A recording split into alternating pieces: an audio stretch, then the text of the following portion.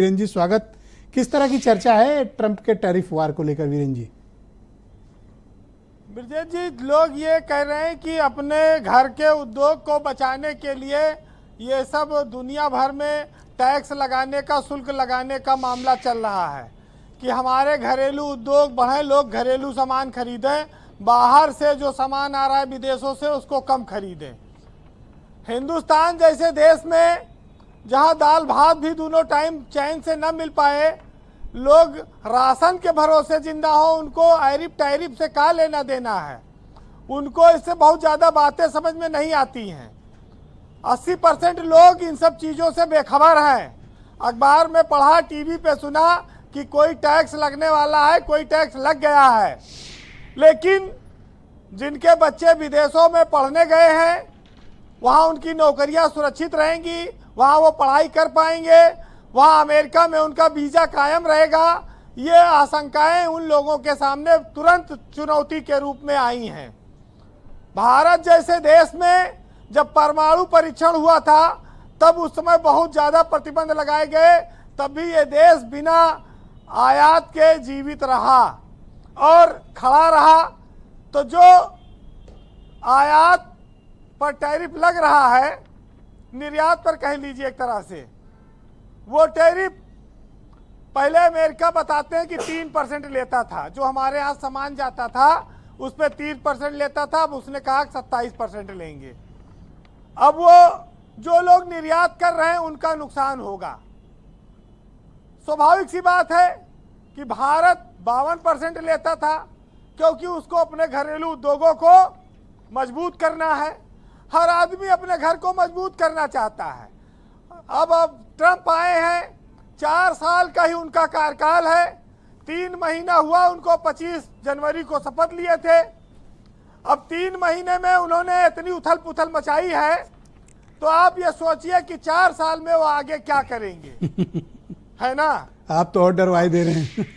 ब्रजेश जी, जिसको जो लगाना हो लगाए, क्योंकि अब पेट्रोल और डीजल के मामले में भी जब से इलेक्ट्रॉनिक वाहन आ गए हैं, धीरे धीरे देश उस ओर बढ़ रहा है जहां पर तेल के नाम पर ब्लैकमेलिंग नहीं हो पाएगी। अच्छा, वीरेन जी ने मुझे सजेस्ट किया कि आप इलेक्ट्रिक व्हीकल इस्तेमाल करो, और इनके दबाव में मैंने एक इलेक्ट्रिक व्हीकल ईवी ले ली। देखिए, आने वाले वक्त बोले में पेट्रोल डीजल बंद करो। ये जो तेल निर्यातक देश हैं, इनकी हालत क्या होगी आने वाले 10 साल में, ये खुद आकलन कर लें। आज दुनिया जरूर हिल गई है, ट्रंप ने हिला दिया है, शेयर मार्केट गिर रहे हैं, लेकिन ये सिर्फ एक छोटी सी शुरुआत है। क्या ट्रंप पूरी दुनिया की अर्थव्यवस्था को चरमरा देना चाहते हैं? आने वाले 4 सालों में जब पूरी दुनिया में आज की तारीख में डॉलर से ही चीजें तय होती हैं, तो आने वाले 4 सालों में 2029 तक, 25 से 29 तक उनका जो कार्यकाल है, उसमें वो किस तरह के फैसले करेंगे? क्या दुनिया आर्थिक मंदी की ओर जा सकती है? ये सब कई सारे सवाल अब लोगों के दिमाग में आने लगे हैं जी। सरकारों की जिम्मेदारी है कि वो अपने घरेलू उद्योग धंधों को बढ़ाएं। जो बाहर से सामान आ रहा है, अगर वो महंगा है उसको ना खरीदे, देश की कंपनियों को इससे फायदा होगा। यही टैरिफ है। भारतीय प्रोडक्ट जो अमेरिका में जाते हैं, टैरिफ लगाने से वहां महंगे हो जाएंगे, इसलिए हमारे प्रोडक्ट अमेरिका कम जाएंगे, कम बिकेंगे।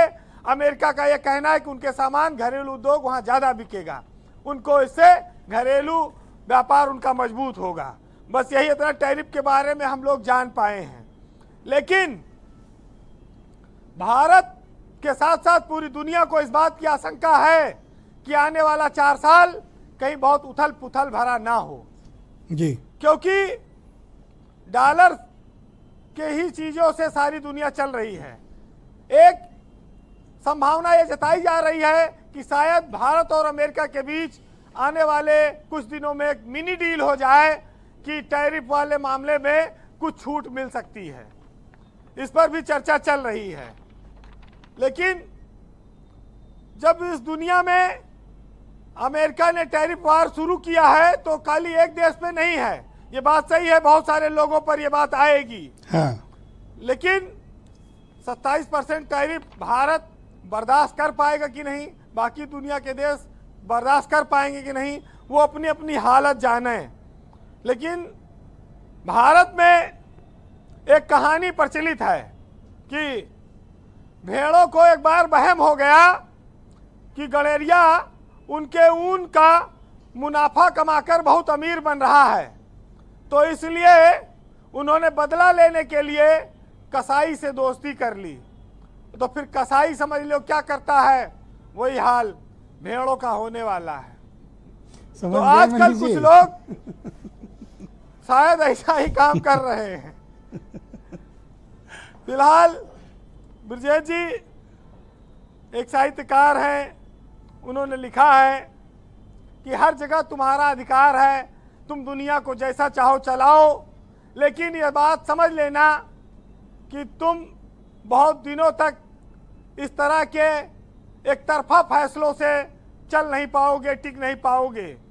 सुनिएगा कि लश्कर भी तुम्हारा है, सरदार तुम्हारा है, तुम झूठ को सच लिख दो, अखबार तुम्हारा है, और इस दौर के फरियादी जाएं तो कहाँ जाएं, कानून तुम्हारा, दरबार तुम्हारा है। और सूरज की तपन भी तुमसे बर्दाश्त नहीं होती, एक मोम के पुतले सा किरदार तुम्हारा है, और कोई भी इसे अपना कहता हो भले, लेकिन उस चांद पर इन दिनों बस अधिकार तुम्हारा है। बहुत शुक्रिया वीरेंद्र जी, आपने बड़ी रिमार्केबल बात की, बहुत शुक्रिया।